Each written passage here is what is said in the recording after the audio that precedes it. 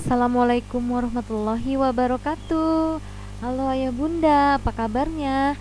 Semoga semua dalam keadaan sehat walafiat ya. Saya Diana akan menyampaikan hmm, kita sharing tentang pengasuhan dan disiplin positif. Baik, sebelum mulai ayah bunda, kita berdoa dulu menurut agama dan kepercayaan masing-masing. Mohon izin saya mulai dengan basmalah. Bismillahirrohmanirrohim. Oke teman, ya bunda, apa ya pengasuhan positif itu? Pengasuhan positif itu adalah pengasuhan yang dilakukan dengan penuh kasih sayang kepada anak, mengedepankan kepentingan anak agar dapat tercipta hubungan yang hangat antara anak dengan orang tua. Ya, bagaimana orang tua begitu mengasihi anaknya, mencintai, mengasuh dengan sepenuh cinta. Kenapa ya pengasuhan positif itu penting? Nah, pentingnya itu yang pertama, meningkatkan kualitas interaksi anak dengan orang tua. Jadi interaksi atau hubungan antara anak dan orang tua itu tidak hanya sebatas berapa banyak, berapa lama kita berjumpa dengan anak-anak atau kita berkomunikasi dengan anak-anak, tapi juga penting untuk untuk kualitasnya. Jadi dengan pengasuhan yang positif, insya Allah kualitas interaksinya akan meningkat. Seperti itu ya. Jadi bagaimana orang tua memberikan kasih sayang secara secara suka hati, sepenuh hati, ya, sehingga anak-anak merasakan sayang itu sampai ke hatinya yang paling dalam. Kemudian pentingnya pengasuhan positif juga dapat mengoptimalkan tumbuh kembang anak. Ya, anak-anak mulai dari dia lahir mengalami pertumbuhan dan perkembangan. Nah, dengan pengasuhan yang positif, pertumbuhan dan perkembangan anak itu akan lebih maksimal, lebih optimal. Pertumbuhan terkait dengan fisik anak ya, berat badan bertambah, ya, tinggi badan ya, secara fisik terlihat. Kemudian dengan perkembangan emosinya, sosialnya, kemudian intelektualnya, motoriknya itu akan berkembang secara lebih maksimal. Oke. Kemudian yang ketiga, pentingnya juga pengasuhan positif itu kita dapat mendeteksi, ayah bunda dapat mendeteksi kalau ada kelainan pada tumbuh kembang anak, entah dalam bentuk fisik ataupun secara mental ya, atau perkembangan fisikisnya. Jadi bila gitu ya anak mengalami keterlambatan bicara, itu sudah bisa kita deteksi sejak dini ya. Jadi ini sangat penting ya dalam untuk melakukan pengasuhan positif.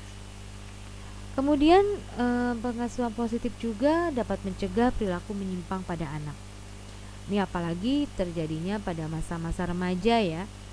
Nah, perilaku menyimpang ini dapat kita cegah sejak dini dengan pengasuhan positif yang penuh dengan kasih sayang, dengan komunikasi yang efektif. Insya Allah anak-anak itu akan terhindar dari perilaku menyimpang seperti LGBT, kekerasan ya, membuat anak-anak itu masuk ke dalam lingkungan yang buruk ya, itu mungkin akan lebih mudah dicegah ya dengan melakukan pendekatan pengasuhan positif.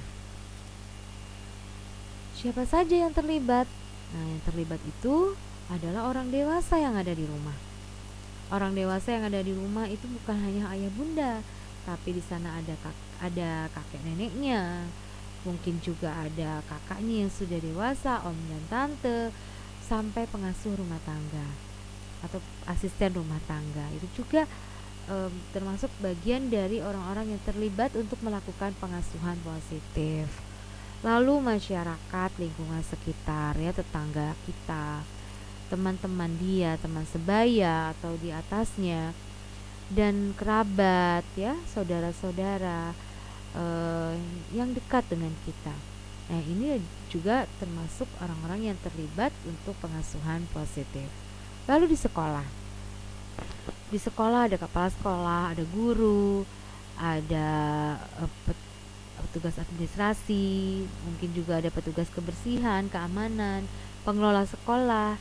Itu juga merupakan orang-orang dewasa yang terlibat dalam pengasuhan positif. Nah, di sini ada prinsip dalam pengasuhan. Ayah Bunda, prinsip dalam pengasuhan ini ada di dalam dan di luar ya, internal dan eksternal. Nah, dalam di internal kita harus bisa memahami bahwa anak itu unik. Kita pun sebagai orang dewasa pun unik, berbeda. Tidak ada yang sama sifatnya kan? Dan tidak ada yang sama juga nih kesukaannya, minat bakat dan lain sebagainya. Nah, itu anak-anak itu unik. Walaupun kembar pun mereka pasti berbeda. Kemudian mereka juga mempunyai mimpi, punya harapan, ya, punya cita-cita. Nah, ini juga harus dipahami. Kemudian secara internal juga kita juga harus mencari cara bagaimana kita dapat memberikan pengasuhan yang positif. Dan kita harus pahami karena berbedaan sifat dan lain sebagainya pasti akan menggunakan pendekatan yang berbeda-beda. Anak-anak itu tidak sama sifatnya, jadi cara mendekatannya juga pasti berbeda. Kemudian kita harus juga terima apa adanya. Ya, kita harus banyak bersyukur dengan apa yang kita miliki, anak-anak kita miliki, baik secara fisik ya, maupun kemampuan yang lainnya. Jadi jangan kita suka bandingkan ya, adik kakak saja tidak boleh dibandingkan. Apalagi kalau kita bandingkan dengan orang lain yang di luar lingkungannya. Ya, jadi terima apa adanya, syukuri, lalu kita rangkul anak-anak kita berdasarkan fitrahnya masing-masing. Oke, yang kemudian dukungan dan fasilitasi. Kita harus beri banyak dukungan dan fasilitasi apa yang menjadi kebutuhan anak-anak. Karena setiap anak berbeda, pasti cara mendukungnya itu kan berbeda pula, ya. Fasilitas itu juga tidak hanya berupa kebutuhan makan, kebutuhan pakaian, kebutuhan papan atau rumah gitu ya, tempat tinggal, tapi juga berbagai hal yang berkaitan dengan kebutuhan-kebutuhan esensial mereka. Kebutuhan kasih sayang, kebutuhan dimiliki, dimengerti, diberikan kesempatan, itu penting sekali ya. Dalam pengasuhan ini kita jangan sampai mengabaikan hal-hal yang menjadi kebutuhan dari dalam anak itu sendiri. Kemudian bermain bersama. Nah, ini yang kadang-kadang kita suka lupa ya. Anak-anak itu senang bermain ya. Walaupun anak-anak itu sudah besar, sudah remaja, mereka suka bermain. Kita pun sebagai orang dewasa suka bermain kan. Nah, ajaklah mereka, anak-anak putra-putri kita, sekali-kali bermain bersama. Nah, saat bermain, tolong tinggalkan dulu urusan kita yang lain, seperti kesibukan kita dengan gadget ya, dengan handphone, dengan laptop, dengan pekerjaan, dengan teman-teman kita, dengan hal-hal yang di luar itu. Karena mereka membutuhkan kehadiran kita secara utuh. Ya, bukan sekedar kita bermain bersama, tapi pikiran dan hati kita di mana-mana. Jadi tampilkan jiwa raga kita bersama mereka. Itu akan lebih terasa nikmatnya dan indahnya bagi anak-anak atau bagi putra-putri kita. Walaupun usianya sudah remaja, mereka pun akan merasakan kedekatan itu pada saat bersama, bila memang jiwa raga orang tuanya atau pengasuhnya itu berada bersama mereka. Oke, kemudian faktor eksternal. Faktor eksternal itu terdiri dari lingkungan ya, lingkungan yang aman dari kekerasan, aman dari bully, dari apapun yang membuat mereka sakit atau tersakiti, ya, dari tempat tinggal kita, apa yang ada ya. Jadi disesuaikan. Aman benar-benar membuat mereka menjadi tenang untuk berinteraksi dengan kita, dengan orang tua dan orang lain. Kemudian lingkungan juga nyaman dan ramah, ya, dengan kenyamanan ya, pas entah nyaman itu belum tentu harus mahal, tidak harus mahal maksudnya. Jadi nyaman itu memang benar-benar kita ciptakan di rumah. Kemudian bagaimana kita menyambut anak saat mereka pulang sekolah, bagaimana menyambut ayahnya saat pulang. Jadi hal itu, keharmonisan keluarga itu akan membuat anak-anak pun nyaman, ya. Tidak ada bentakan, tidak ada teriakan, tidak ada kekerasan secara fisik ataupun verbal. Itu membuat mereka jadi nyaman. Oke, kemudian lingkungan yang melibatkan.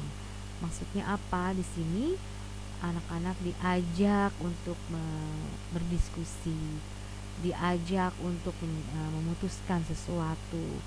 Mungkin ini cocok untuk anak-anak yang sudah melewati masa balitanya ya. Tapi untuk anak-anak usia dini pun sudah bisa diajak diskusi dan memilih sesuatu, sehingga sebenarnya sudah bisa dilatih sejak usia dini. Jadi usahakan lingkungan itu melibatkan mereka. Mau di lingkungan sosial pun mereka terlibat dalam kegiatan masyarakat dan lain sebagainya. Itu akan membuat mereka menjadi percaya diri dan membuat mereka menjadi orang yang dapat menghargai, berempati, memiliki simpati kepada orang lain. Oke. Nah, ayah bunda, ada beberapa jenis pola asuh yang perlu kita pahami. Ya, di sini ada dasar pola asuh anak dan penerapannya ya. Di sini disampaikan tidak ada anak yang bodoh, ya. Semua memiliki kecerdasan. Kami mengenal adanya kecerdasan jamak atau kecerdasan banyak ya. Ada linguistik terkait dengan bahasa, logika matematik, visual spasial, kinestetik, musikal, interpersonal, naturalis, dan eksistensial. Kita sebagai orang dewasa pun memiliki kecerdasan ini, walaupun tidak semua kita kuasai. Paling tidak ada 1-2 kecerdasan yang kita miliki. Begitu juga dengan anak-anak. Mereka mungkin yang tidak suka membaca karena secara kecerdasan linguistik mereka kurang. Mereka senang berhitung misalnya. Jadi logika matematiknya. Jadi semua anak itu spesial, istimewa, ya. Mereka memiliki kecerdasan masing-masing. Bisa berkombinasi atau mungkin salah satu yang paling dominan itu bisa saja terjadi. Misalnya anak yang kinestetik, dia senang olahraga, senang dengan kegiatan-kegiatan fisik. Kita arahkan saja, kita fasilitasi agar mereka menjadi orang-orang hebat di bidang olahraga misalnya. Oke. Kemudian dasar pola asuh yang lain itu hindari menyebut anak dengan sebutan negatif, labeling namanya. Jadi lisan kita ya jangan sampai tercetus hal-hal yang negatif. Orang tua bertanggung jawab dalam membentuk dan mempengaruhi karakter anak. Ya, itu paling dominan karena orang tua itu adalah sekolah yang utama dan pertama bagi anak. Oke, kemudian setiap anak itu memiliki kemampuan memproses informasi berbeda-beda ya tadi ya, masuknya ke kecerdasan. Jadi tidak ada anak yang bodoh. Kalaupun dia terlambat berpikir, itu dia pasti punya sesuatu yang istimewa, yang spesial. Oke, dan setiap usaha anak juga pantas diapresiasi. Dengan begitu anak juga belajar menghargai orang lain dan dirinya sendiri. Ya, bentuk apresiasi dengan memberikan dukungan pada hal yang dia sudah mampu lakukan, yang dia sudah tunjukkan bahwa sesuatu hal yang baik itu harus diapresiasi. Oke, kemudian orang tua bertugas membimbing. Anak memiliki hak memutuskan apa yang terbaik untuknya. Jadi kalau orang tua menginginkan sesuatu nih untuk membimbingnya, contoh kita ingin anak kita masuk pesantren misalnya, menurut kita itu bagus untuk dalam berbagai hal misalnya contohnya, tapi anak itu ternyata tidak menyukainya, tidak mau ya. Nah, bagaimana cara mengarahkannya? Ya kita berikan pandangan-pandangan positif terkait dengan pesantren, kita ajak ke tempatnya. Istilahnya kita hanyalah sebagai pembimbing, pengarahkan, tapi berikanlah keputusannya itu kepada anaknya. Jadi dia lakukan tidak dengan terpaksa, tapi memang dengan kesadaran. Oke. Nah, ada 4 pola asuh yang perlu kita pahami. Yang pertama adalah otoriter. Orang tua menjadi subjek yang menentukan semua hal yang menyangkut anaknya. Nah, kalau otoriter ini segala hal diputuskan dan diatur oleh orang tua. Ya, jadi anak hanya wajib patuh dan nurut. Dan biasanya di pola asuh otoriter ini kadang-kadang ada kekerasan fisik, ada kekerasan verbal, sehingga anak-anak merasa tertekan dan banyak juga yang memberontak. Nah, ini otoriter namanya. Jadi anak-anak ini tidak diberikan kesempatan untuk menyampaikan pendapatnya dan menuntut haknya, seperti itu. Kemudian yang kedua, permisif.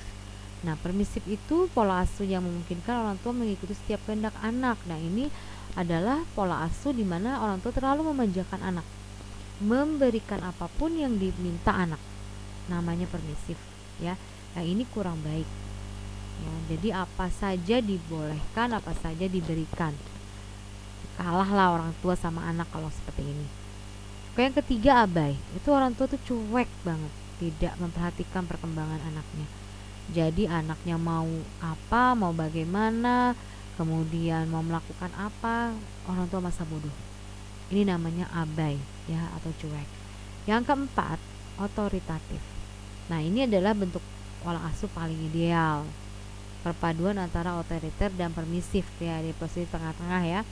Jadi orang tua itu di sini di otoritatif, dia melibatkan anak untuk memutuskan mana yang tepat, ya, di waktu yang tepat. Jadi orang tua otoritatif biasanya senang mengajak anak untuk berdiskusi, berkomunikasinya efektif, sehingga anak juga memahami keberadaan dunia itu sangat dibutuhkan, sangat banyak diberikan kesempatan pada orang tuanya. Nah, ini penting sekali untuk menjaga hubungan anak dan orang tua sehingga menjadi harmonis, ya, dimana orang tua juga bisa mengendalikan egonya dan anak juga terkendali egonya. Oke, ya, seperti itu. Nah, apa yang harus dipahami orang tua dalam pengasuhan positif? Yang pertama, kita perlu memahami tahap perkembangan anak. Jadi tahap perkembangan anak mulai dari lahir hingga dia menjadi anak-anak remaja. Itu ada tahapan-tahapannya, ya. Jadi ada hal-hal unik yang akan muncul di setiap tahapan perkembangan usianya. Yang kedua, orang tua juga harus memahami menggunakan komunikasi efektif, ya. Bagaimana berkomunikasi, bagaimana berinteraksi dengan anak-anak yang efektif. Kemudian ketiga, memahami disiplin positif. Ya, di sini nanti akan dijabarkan secara jelas apa itu disiplin positif. Nah, ini kita masuk ke disiplin positif. Penerapan disiplin positif tanpa kekerasan, ya.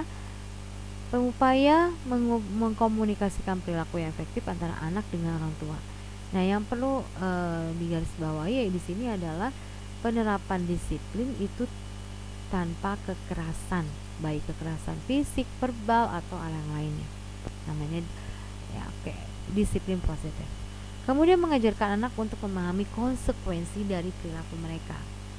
Jadi anak-anak itu dilatih apa konsekuensinya kamu melakukan hal ini, akan terjadi hal ini, dan mereka harus dipahami melalui berbagai banyak pengalaman ya, sehingga mereka mengerti, oh kalau saya lakukan ini saya akan begini, dan itu tidak enak misalnya. Kemudian mengajarkan anak tanggung jawab dan rasa hormat ketika berinteraksi dengan lingkungan. Nah, inilah pentingnya disiplin positif. Jadi, disiplin positif itu merupakan salah satu cara penerapan disiplin yang bertujuan untuk menumbuhkan kesadaran serta memberdayakan anak untuk melakukan sesuatu itu tanpa sogokan, ancaman atau hukuman.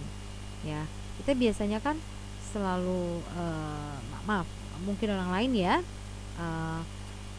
kita membuat aturan nih pada anak, tidak boleh ini, nanti kalau kamu begini, papa misalnya, papa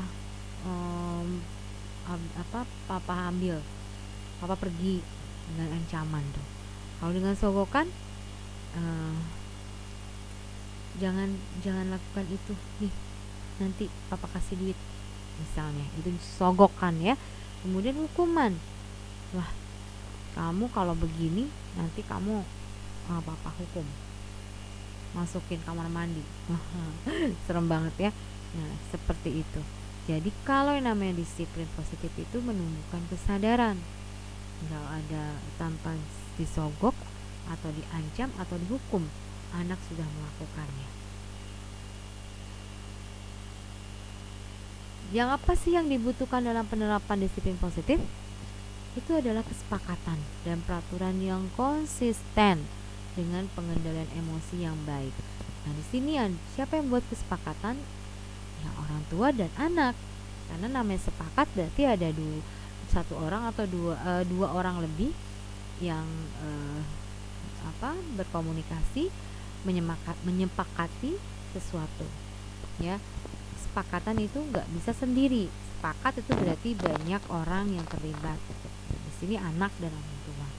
Jadi peraturan itu dibuat bersama dan dilakukan secara konsisten. Ya, jadi buat peraturan bukan dalam kondisi emosi, ya, sehingga kalau emosi kan keluarnya berbeda ya. Biasanya jadi hal-hal yang kurang baik. Nah, ini perlu dipahami konsistensinya. Jadi kalau sudah disepakati seperti itu, ada peraturan seperti itu, ya jangan sampai orang tua melanggar. Nah, itu yang penting ya. Atau orang tua lupa dengan kesepakatannya, anak lupa dengan kesepakatannya, ya tidak diberikan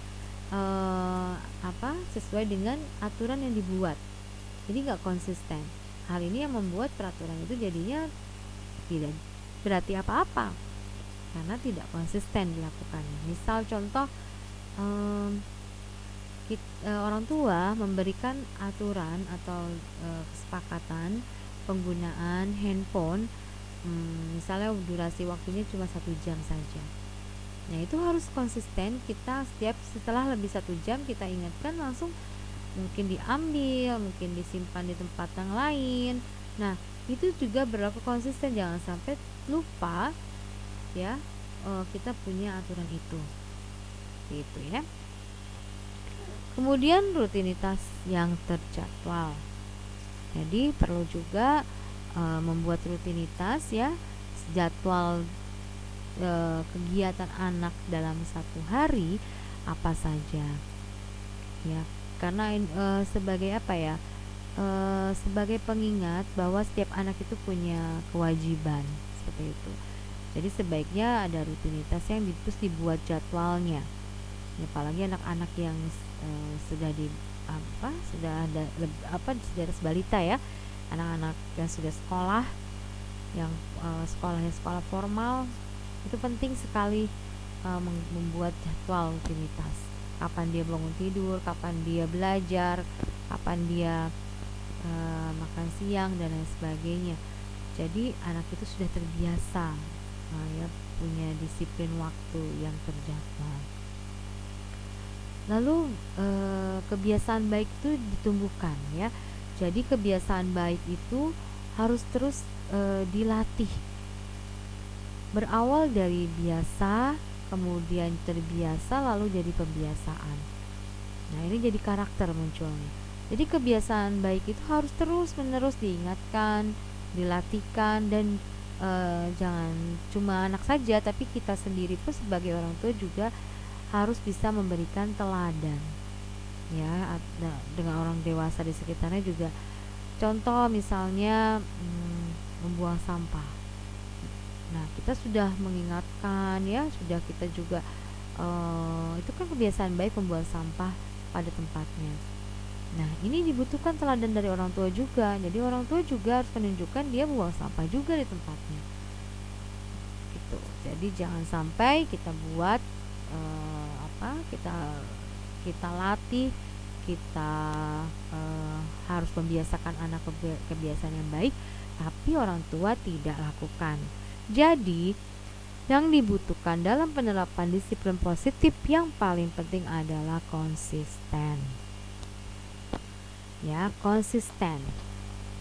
Ya, jangan sampai mudah berubah gitu ya.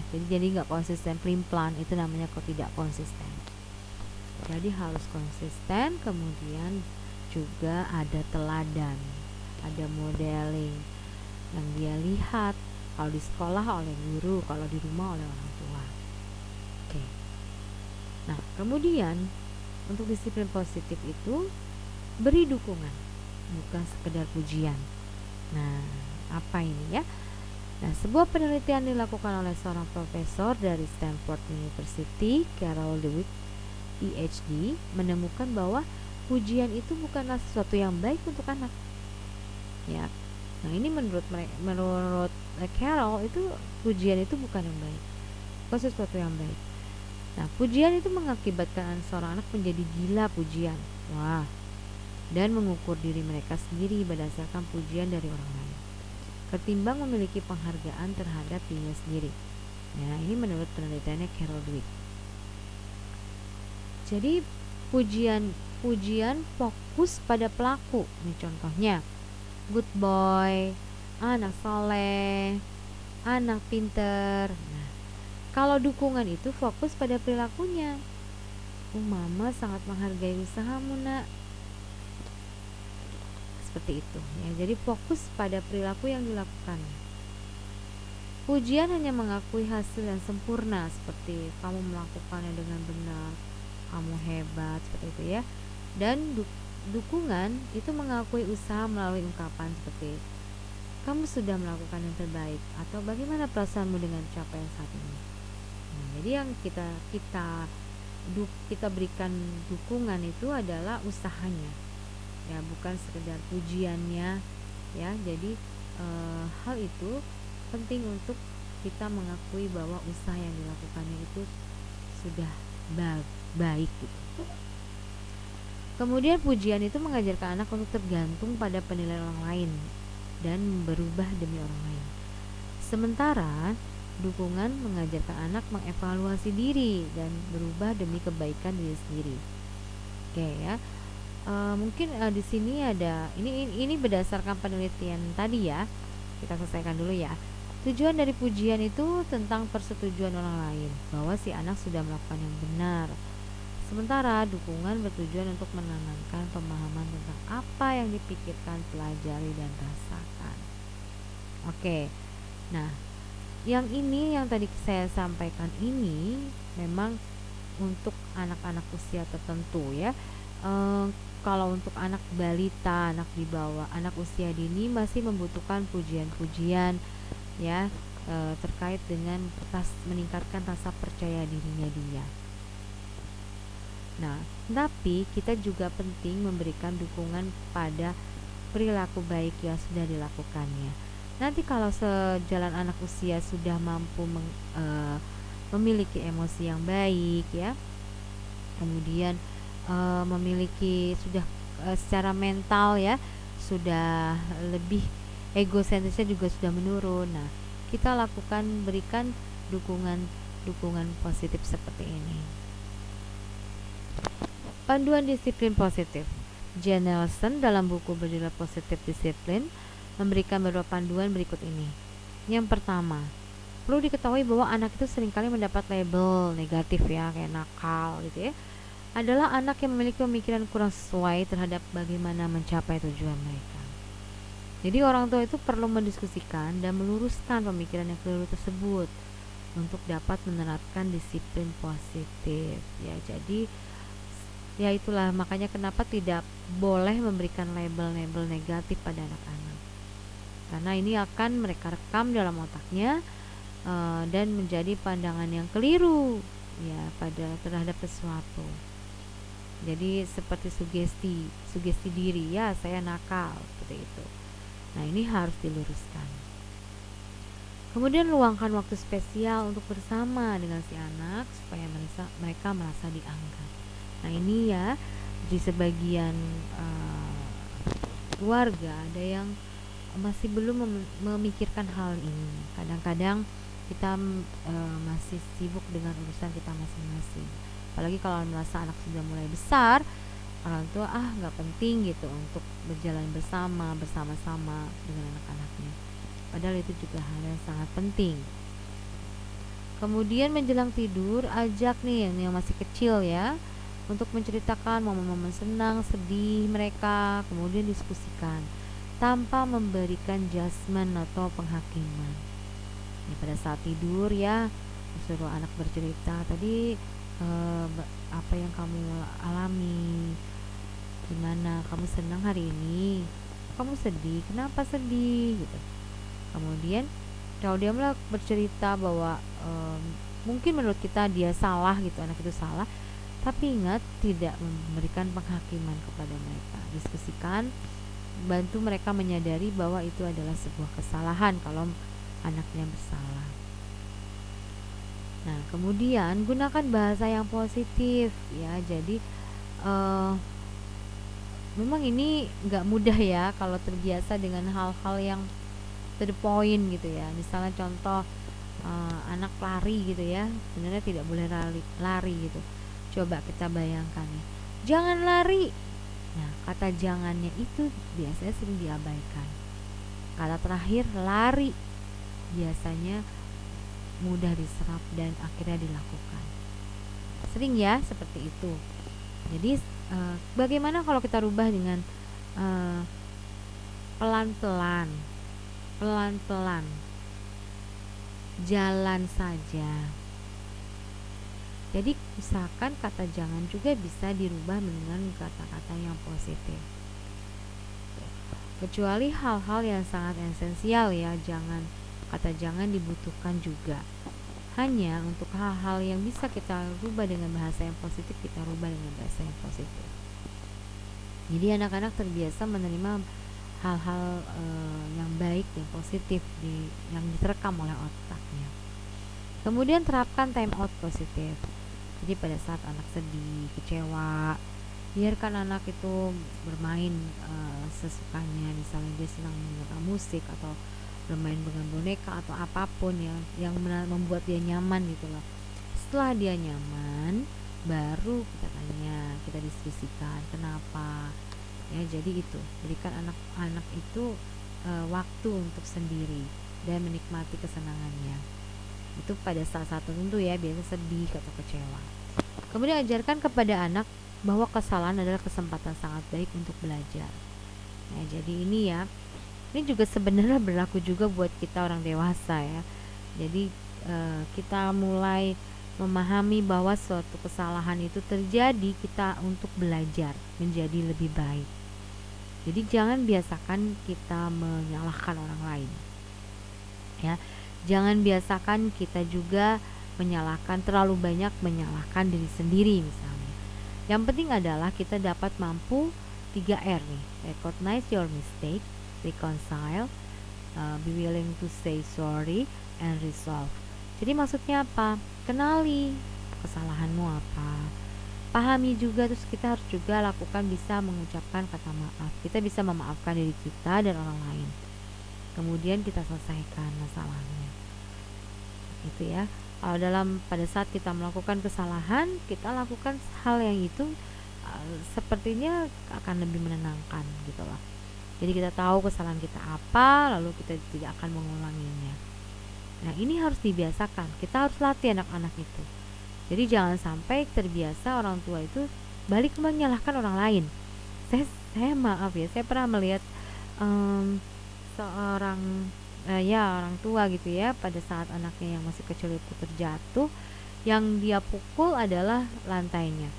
Ini ya lantai ya, oh kamu jatuh ya, terus dipukul lah itu lantainya, yo gitu. Jadi itu namanya menyalahkan orang lain, sama aja menyalahkan kepada sesuatu yang lain. Nah, ini sebenarnya dari kecil bisa kita latih ya. Jangan tidak terbiasa menyalahkan orang lain atau menyalahkan lingkungannya. Seperti itu. Kemudian fokus pada solusi bukan konsekuensi. Jadi dalam mencari solusi terbaik, perhatikan aspek related, respectful, reasonable, serta helpful. Maksudnya apa? Di sini adalah kita fokus pada solusinya, bukan pada konsekuensi atau hukuman atau apapun yang akan diterimanya. Jadi keterkaitan, rasa perhatian ya yang beralasan dan menolongnya itu juga harus diperhatikan. Jadi fokus pada solusi. Ada juga yang fokus pada solusi, jangan fokus pada masalah. Gak akan selesai kalau kita fokus pada masalahnya, tapi kita harus fokus pada solusinya seperti apa. Ini juga pelajaran buat orang tua ya menghadapi sesuatu. Oke, pastikan pesan kasih sayang orang tua itu sampai. Mulailah dengan mama sayang kamu, mama khawatir banget kamu seperti ini, boleh mama bantu gitu misalnya. Jadi kita tunjukkan rasa kasih sayang kita pada anak ya, jangan gengsi gitu ya. Jangan juga kita merasa saya kan tidak terbiasa menunjukkan kasih sayang seperti itu, padahal itu penting. Seperti ayah gitu ya, yang paling jarang mengungkapkan rasa sayang. Sekali-kali berikanlah, sampaikanlah dengan lisan, tapi keluar dari hati yang paling dalam. Papa sayang kamu nak, ayo anak kesayangan, atau apalah ya yang memang bisa menyampaikan rasa sayang kita kepada anak-anak. Bisa diucapkan dengan lisan, sekali-kali memang perlu disampaikan dengan lisan bagaimana sayangnya kita pada anak. Oke, di sini kita pahami, di sini ada komunikasi efektif dan tidak efektif. Ini ada dua ya, ada dua tabel. Di sini ada bagian kiri itu komunikasi yang tidak efektif dan kanan adalah komunikasi efektif. Di sini nasihat ya, ada contoh nih, contoh nasihat. Makanya tas diperiksa tiap mau berangkat, jangan males. Nah, itu bagian dari nasihat. Nah, ini disebut komunikasi yang tidak efektif. Saya yakin anak-anak kalau terus-terusan dapat hal seperti ini, mungkin dia akan jadi cuek ya, atau mungkin juga nggak mau dengar. Ya, mungkin banyak masalah yang seperti itu yang terjadi. Nah, lalu bagaimana dengan refleksi pengalaman? Misalnya di sini ada yang seperti ini ya, contohnya. Aku juga dulu pernah ketinggalan PR, takut banget waktu ditanya guru. Akhirnya aku selalu periksa ulang tas sebelum berangkat. Seperti itu. Jadi apa yang dihadapi dia ambil hikmahnya, lalu dia sampaikan. Kemudian tidak efektifnya interogasi. Kok bekalnya nggak dimakan? Kenyang. Kenapa? Nggak suka. Nah, itu interogasi namanya. Lalu bagaimana yang benar? Menyatakan observasi. Misalnya, mama lihat kotak bekal makanan kamu isinya masih agak banyak. Karena yang dia lihat ya, apa yang kita lihat, kita nyatakan gitu. Kemudian menolak dan mengalihkan perasaan. Masa sih kamu capek? Kan cuma gitu doang. Masa sih ngantuk? Kalau kita menunjukkan empati begini, ngantuk ya rasanya habis pulang sekolah. Apa yang paling bikin lelah hari ini? Itu ditunjukkan empatinya. Kemudian perintah, mandi sekarang. Ada pilihan, sebaiknya kita lakukan dengan pilihan. kita akan berangkat ke rumah nenek 1 jam lagi, mau selesaikan baca dulu baru mandi, atau mandi dulu baru melanjutkan baca.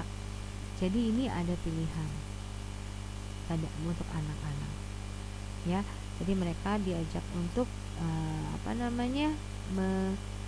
menyampaikan pendapat mereka juga.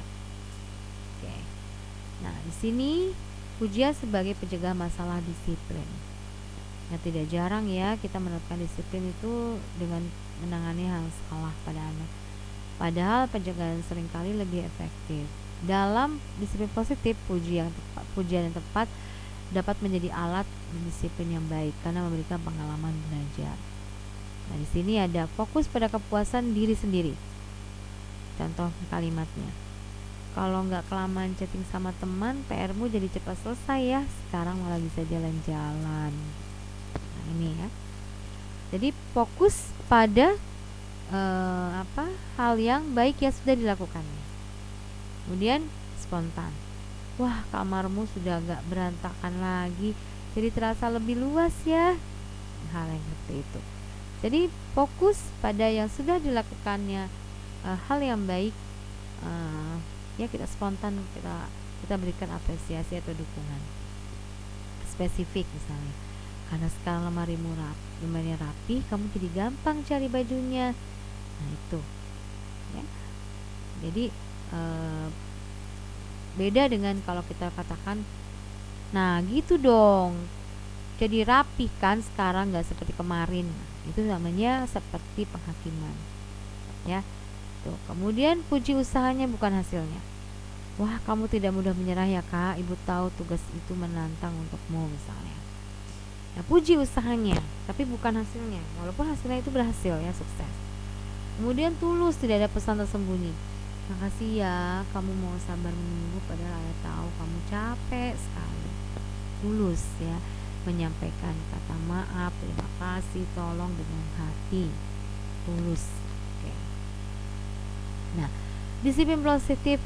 Jadi berdasarkan contoh-contoh yang tadi, disiplin positif itu fokus pada tingkah laku positif anak. Oke.